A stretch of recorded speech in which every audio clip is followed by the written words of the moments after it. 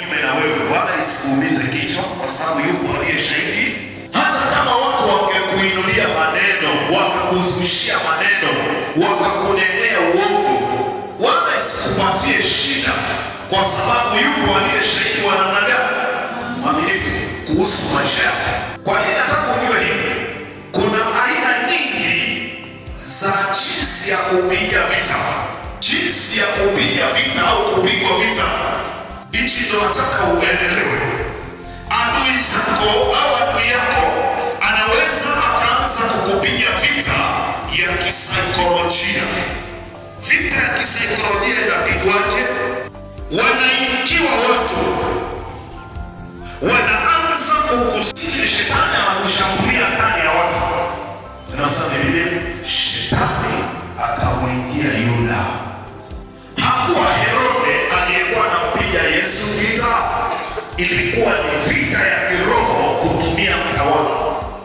Lakini yupo shahidi ambaye ni wanamagana, ni mwaminifu. Akamwambia Yusufu, mchukue mtoto na mama yake, kwa sababu kuna mtu anamtafuta, mfanye mwangamize. Kuna tofauti ya kufa na kuangamizwa. Kuna mtu anamtafuta. Kwa hiyo nataka uelewe haya, kwamba ni nani aliye shahidi mwaminifu? Yupo ndiye anayejua mambo yako. Kwa hiyo unatakiwa kuamua kuokoka sawasawa na wala usiishi vuguvugu. Lakini wewe uliyesimama vizuri, vita ya aina yoyote isikuumize kichwa, kwa sababu yupo anayejua maisha yako kuliko watu unavyojijua wewe. Unaitwa wewe ni mchawi, unaweza ukajisikia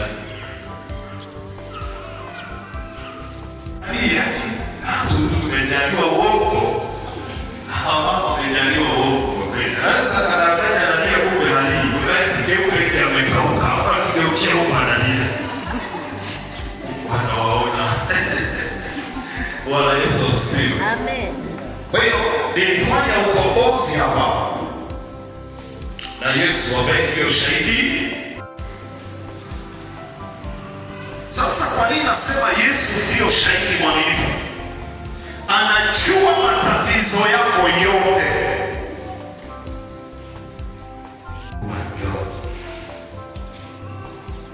Shahidi aliye mwaminifu na wa kweli, mwanzo wa nini? Wa kuumba kwa Mungu. Anajua kila kitu kuhusu mwanadamu. Anajua shida zako hata sasa hivi, anajua. Anajua mawazo yako hata sasa hivi. Anajua mipango yako hata sasa hivi. Mimi chance mpaka nifunuliwe. Na Mungu anaweza akanificha. Anashaka. Elisha alifichwa. Yeye mwenyewe kabisa akasema Mungu amenificha. Najua kabisa kwamba huyu mwanamke ana jambo, lakini Mungu amenificha. Na pengine alimficha kwa hata nifanye jambo hili kubwa. Ndio nataka kuelewe sasa kitu ambacho nilikuwa nazungumza. Hiyo ni sehemu nilipomwona.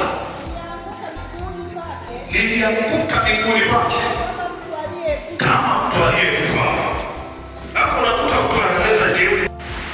Ondokeni. Sura ya 2 mstari wa 24. Mstari wa 24. Ondokeni. Ondokeni. Mshike safari yenu. Mshike safari yenu. Mvuke bonde la Arno. Mvuke bonde la Arno. Tazama. Na tazama. Nimemtia Sihoni. Nimemtia Sihoni. Amori mfalme wa Heshboni. Mikononi mwako, mfalme wa Heshboni. Mikononi mwako. Mikononi mwako. Na nchi yake. Na nchi yake. Anzeni kuimiliki. Wazo la Mungu ni kumiliki.